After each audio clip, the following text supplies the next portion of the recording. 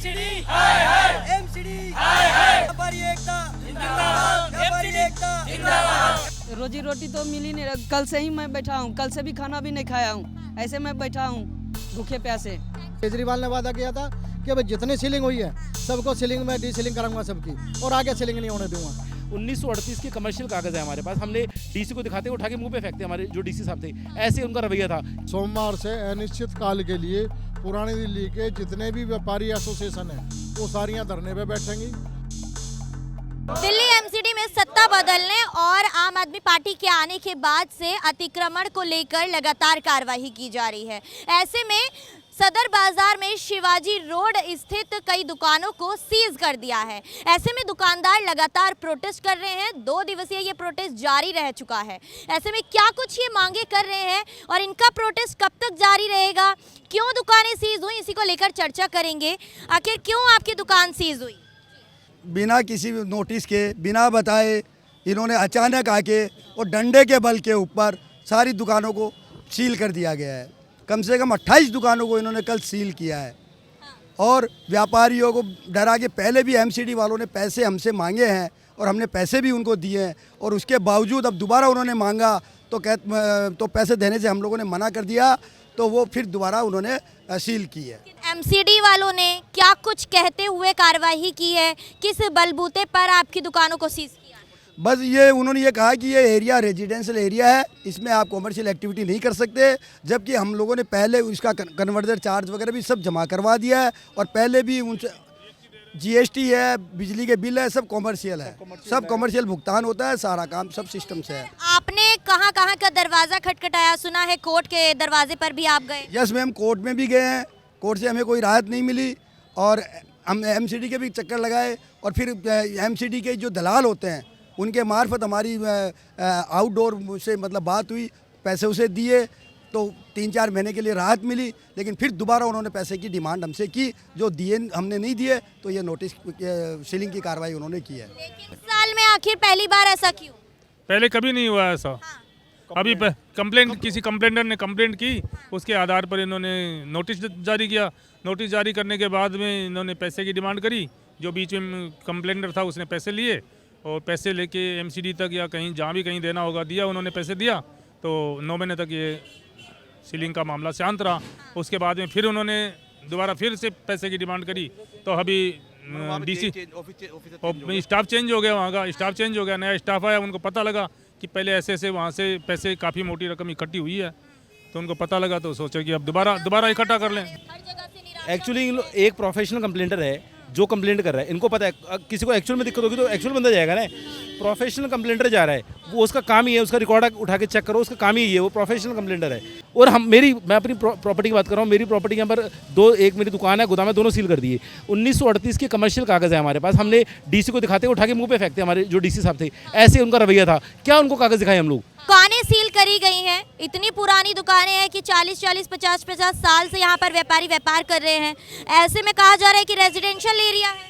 देखो पहले residence area तो पुरानी दिल्ली पूरा रेजिडेंस एरिया था, कोई आज का नया नहीं है, पर एमसीडी ने अपने भ्रष्टाचार के चलते ये एक ना कुछ चेंज किया है। पैसे उगाही करते हैं, नोटिस देते हैं, पैसे उगाही करते हैं, जब लोगों के बस की पैसे देने नहीं रहे तो सीलिंग का डर दिखाते हैं। मांग कर रहे हैं भाई, हम तो आमरण अनशन पे बैठे हैं, धरने बैठे हैं, ये कल से जब तक हमारी सुनवाई नहीं होगी, हमारी डी सीलिंग नहीं होगी, सीलिंग के विरोध में चलता रहेगा पूरा। अभी तो आज तो सदर बाजार थोड़े व्यापारी हैं, सोमवार से अनिश्चित काल के लिए पुरानी दिल्ली के जितने भी व्यापारी एसोसिएशन हैं वो सारियां धरने पे बैठेंगी, और उस पर हमें विज्ञापन जहाँ भी देना होगा एलजी को, डीसी को, जहाँ भी दे के, और आमरण अनशन पे बैठेंगे, भूख हड़ताल पे बैठेंगे सोमवार से। केजरीवाल जी कह रहे हैं कि भ्रष्ट सरकार है उसको हटाएंगे, भ्रष्टाचार मुक्त बनाएंगे दिल्ली को। केजरीवाल ने वादा किया था कि भाई जितनी सीलिंग हुई है सबको सीलिंग में डी सीलिंग कराऊंगा सबकी, और आगे सीलिंग नहीं होने दूंगा। अब केजरीवाल के आने तक ही सीलिंग होगी। पहले सीलिंग 2004 में सीलिंग का मुद्दा उठा था, हमने पूरा एरिया सर्वे कराया था कि सारा 75% के लिए एमसीडी ने माना था, डीडीए ने, जो 75% तक कमर्शियल है उसको सील नहीं किया जाएगा। हमारा 90% कमर्शियल है। लेकिन जो सामने जितने भी दुकानदार हैं एमसीडी को पैसे देते हैं, इनको देते हैं, इन अफसरों को ये चीज़ नहीं दिखाई दे रही है। सिर्फ एक दुकानदार उग्रवादी बना दिए गए जो अपना व्यापार कर रहे हैं, काम कर रहे हैं, 2 पैसे इज्जत से कमा रहे हैं, उनको राज नहीं आ रहा। हम कमाते रहें, उनका पेट भरते रहें। एमसीडी तो कार्रवाई कर रही है नहीं कर रही है कुछ नहीं मालूम है, लेकिन ये जो अब अधिकारी जो है इनको पैसे भेजते रहो, इनकी कार्रवाई रुकी रहेगी। पैसा देना बंद कर दो, इनकी कार्रवाई चालू हो जाएगी। हमारे साथ वो मजदूर जुड़े हुए हैं जो इन व्यापारियों के साथ मिलकर काम कर रहे थे। अब चूंकि दुकानें सील हो गई हैं तो ये व्यापारी भी और ये मजदूर भी अब सड़क पर आ गए हैं। घर की रोजी रोटी कैसे चल रही है? मैडम बहुत ही मुश्किल है। आज के वक्त में महंगाई का वक्त है और ऐसे घर चलाना इतना मुश्किल हो रहा है। पहली सैलरी में चलाना मुश्किल हो रहा था और अब बिल्कुल ही बंद हो चुका है। तो अब स्थिति हो गई है। व्यापार तो पहले ही बहुत ख़राब थी, हालत थी कोरोना के बाद, और उसके बाद और भी ख़राब है। महंगाई आसमान छू रही है, आपको पता ही है। और मजदूर आदमी किस तरह अपना गुजारा कर रहा है, एक एक पैसे के लिए हम लोग कितना संघर्ष करते हैं, हमें पता है। तो अब चूंकि दुकान सीज है तो ऐसे में घर कैसे चलेगा? मैडम घर कैसे चलेगा ये तो ऊपर वाला ही जाने, या फिर जो कुर्सियों में बैठे हुए नेता है उनको क्या पता कि ज़मीन पे क्या हो रहा है। हाँ, सीलिंग के दौरान क्या कुछ हुआ, किस तरह से बर्ताव किया गया, कुछ बता रहे थे आप? सीलिंग के द्वारा जैसे हमारा जो पहला दुकान जो दिखाया, हम उसी के ऊपर रहते थे, 8-10 बंदे रहते हैं, ठीक है। खाना पीना सारे चीज़ मेरा था, ठीक है। वहाँ से पुलिस वाले ने ज़बरदस्ती हम सबको बाहर निकाला, ठीक है। कोई भी सामान नहीं दिया निकालने के लिए, ठीक है। वो ज़बरदस्ती हम सबको धक्का मार के बाहर निकाल दिया और सील कर दिया। अब सर्दी का मौसम है, हम सब कहाँ जाएंगे, कहाँ रहेंगे? रोड एक दिन का तो काम है नहीं कि किसी तरह एडजस्ट कर लेंगे रोड पे। यहाँ कल से ही हम भूखे पड़े हैं, बैठे हैं। तो मतलब उसी में रह रहे हैं, उसी में खा रहे हैं, उसी में सो रहे हैं? हाँ, वहीं पर रह रहे थे, दुकान के ऊपर ही बना हुआ था। तो ये 8-10 लोग इसी तरह से गुजारा कर रहे हैं? सब सारे आदमी ऐसे बैठे हैं भूखे प्यासे, खाने की एक भी कुछ नहीं है हमारे पास, पैसे उसे कुछ नहीं है। अब कड़ाके की सर्दी पड़ रही है दिल्ली में, तो कैसे हाँ, गुजारा होगा रात अब किसी तरह एडजस्ट करके चुप हम बैठे थे। एक दिन का तो काम है ही नहीं जो हम में? अब क्या उम्मीद कर रहे हैं एमसीडी से? हम घर का हम ताला खोलेगी या नहीं खोलेगी? एमसीडी वाले से मेरा रिक्वेस्ट है, हाथ जोड़ के है कि वो जल्द से जल्द वो अपना सीलिंग हटा लीजिए यहाँ से। इस बाजार में देख लो, दाल रोटी भी चलना बंद है। 50 गो बंदा मेरा है, आज 15 दिन से ये सीलिंग का चार्ज चल रहा। गांव से पैसा मंगा के 40 रुपये किलो आटा दिल्ली में खा रहा हूँ। बोलो ये संसार का क्या फैसला होने वाला है? ये ऐसा काम नहीं होना चाहिए जिससे हजारों आदमी बेघर हो रहा है। इसका ऐसा सरकार नहीं चाहिए। सरकार को अभी टाइम लेना चाहिए और ये समाज को खुश करना चाहिए। उसको फूल का माला चढ़ाया जाएगा। सामना में समिति में मिलके जियो। ये डाकू तरह आया, बंद कर दिया, चला गया। हजारों आदमी रो रहा है, एक आदमी जी रहा। वैसा सरकार इस देश में नहीं चाहिए, फिर तो भगदड़ मच जाएगा।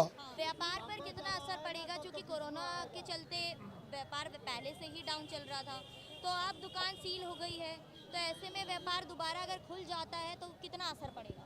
देखो कोरोना के टाइम पे तो जितना भी व्यापारी वर्ग था सारा परेशान था।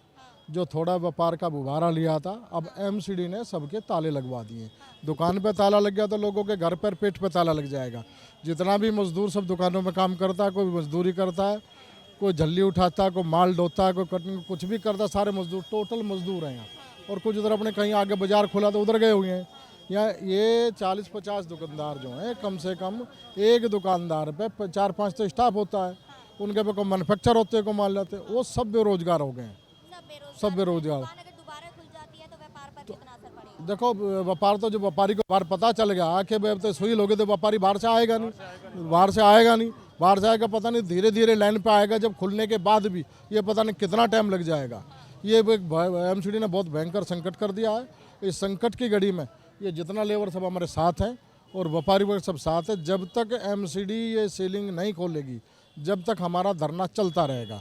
और सोमवार से अपना पूरा पुरानी दिल्ली 6 का जितना भी बाजार है सारा बंद करके यहाँ धरने पे बैठेंगे। मैं ये एक सवाल इनसे पूछना चाहता हूँ कि जैसे ये कह रहे कि सारा इलाका पुरानी दिल्ली का ये रेजिडेंशियल है। अगर रेजिडेंशियल है तो यहाँ इसको फ्लैट क्यों नहीं बनाते? ये लोगों को यहाँ लाके क्यों नहीं बसाते? लोग यहाँ रहने को तैयार नहीं, क्योंकि सारा इलाका कमर्शियल हो चुका है। अब उस कमर्शियल को रेजिडेंशियल कहने का क्या तुक है? अब उसी रेजिडेंशियल के नाम पे ये उसको सीलिंग कर रहे हैं। सीलिंग से कम नहीं कि इस समय करंट जो है कम से कम 15,000 लोगों जो लेबर है 15,000 लोगों के ऊपर रोजी रोटी का संकट खड़ा हो गया है। कितने सारे वर्कर्स हैं, यानी कि दुकानें सील करने के बाद कितने लोग अपने रोजगार से हाथ धो बैठे हैं। ये सारे वो मजदूर यहाँ पर खड़े हैं इनके साथ जो इनकी दुकानों में काम कर रहे थे। ऐसे में 30 साल से ज़्यादा के समय के साथ ये व्यापारी यहाँ पर व्यापार कर रहे हैं और आज जाकर कहा जा रहा है कि एमसीडी भ्रष्टाचार फैला रही है। एमसीडी में जो अधिकारी बैठे हैं वो भ्रष्टाचार कर रहे हैं, जिस वजह से इनकी दुकानों को सील किया गया है। अब कब तक इनकी सुनवाई होगी, कब तक इनका प्रोटेस्ट जारी रहेगा और इनके प्रोटेस्ट से क्या कुछ एमसीडी के कानों तक बातें पहुंचेंगी और कितनी आंखें एमसीडी की खुलने जा रही हैं इनके प्रोटेस्ट से, कब इनकी दुकानों को जो सील किया गया है वो कब तक खुलेंगी, ये देखना होगा। बने रहे द न्यूज़ 15 के साथ। मैं अंजलि राठौर, कैमरा पर्सन गोविंद के साथ।